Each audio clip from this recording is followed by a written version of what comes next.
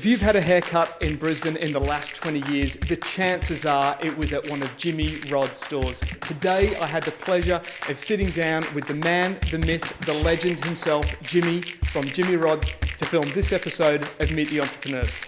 Let's get into it. So Jimmy Rod's is a barbershop chain, started in 2003 by myself, sort of thing. So I was being a barber in 1998 and went out working for myself in 2003. Jimmy Rod's is created, basically, it's like you call it your man cave, place the guys go and be able to get away from life and the family and business and work and that sort of stuff. Come in, crack a beer, have a bit of banter and enjoy yourself. When I did my apprenticeship, it was massively about the culture, the chat, the banter. Barbering has lost that these days. It's very serious. Anyone knows me and had a haircut from me, I'm quite loud in the shop. I like to have that atmosphere where people can come and enjoy themselves. It doesn't matter what's going on in your life. You come to the barbershop, you reset, you're happy, and you're straight back on with your day and you feel good. So I was walking around building sites at the age of 10. My dad was a builder and he had a client, Terry, who was, basically saying to me, "Hey James, you're going to be a barber." And my dad was kind of like pushing me into it. So starting year 10, I was like, well, I'm not going to go to school. I wanted to go out and make money. And started literally becoming a barber in November of 1998 by a bloke called Terry Walsh at TJ's. I was lucky enough when I started barbering, there wasn't that many barbershops around. So it was kind of, we jumped in early and got into it. So I saw a massive hole in the market. I've gone into Melbourne and I've gone into bars and bits and pieces and diversified the brand. I think once you see a hole in the market, you've just got to go for it straight away. You can't mess around, you've got to build your brand straight away.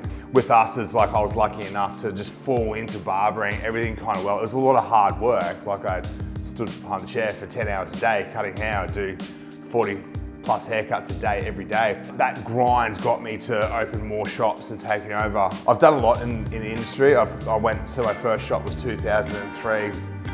Then I got backed by an investor and I bought the barbershop I did my apprenticeship at. I went to Winholter Academy and retrained as a hairdresser just to upskill myself because later on down the track, I was always like, I'm just gonna open a salon as well.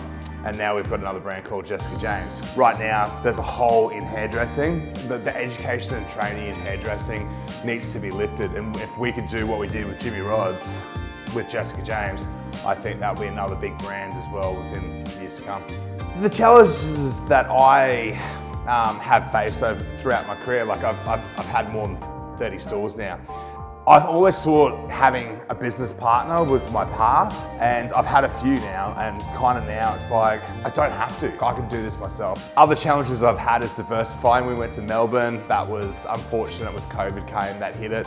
We opened a barbershop, New York sort of style. Unfortunately did it in the wrong building, it had no weekend trade, that sort of stuff. So you've got to really plan for these sort of things and the challenges that lost, and also navigating 16 stores. I think once COVID came, it really taught me a lesson of just to relax and trust my gut. It was good because the time, the age of before I was 40, I really got that chance to have a hard lesson of going on fire and then just dropping completely, like you lose half your business overnight. So the best thing is I just stayed positive, and the last 4 years is really rebuilding and doing it properly this time. More about working smarter. I still work hard, but I don't work weekends because that's 2 days I switch off, turn everything off, and I just enjoy life.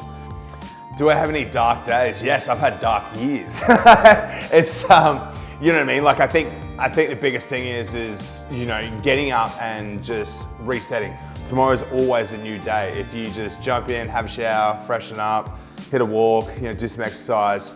I think when you're having those dark days, you really got to focus on your health.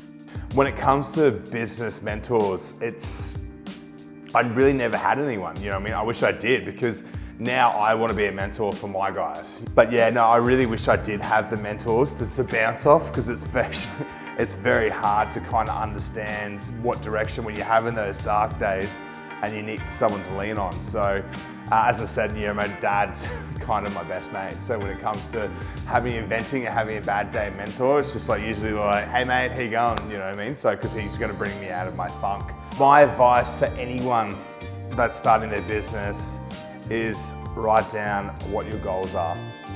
That's the first page of your notebook. The second one is work hard. Be the first one to show up and the last one to leave. Third one is having the right people around you. If you have the right people behind you, your team and your success will be theirs. But making sure you're including these people that want to stay for the journey. Have fun, enjoy themselves, cut hair, live fast, look sharp, get paid, make money, go home. That's literally our motto.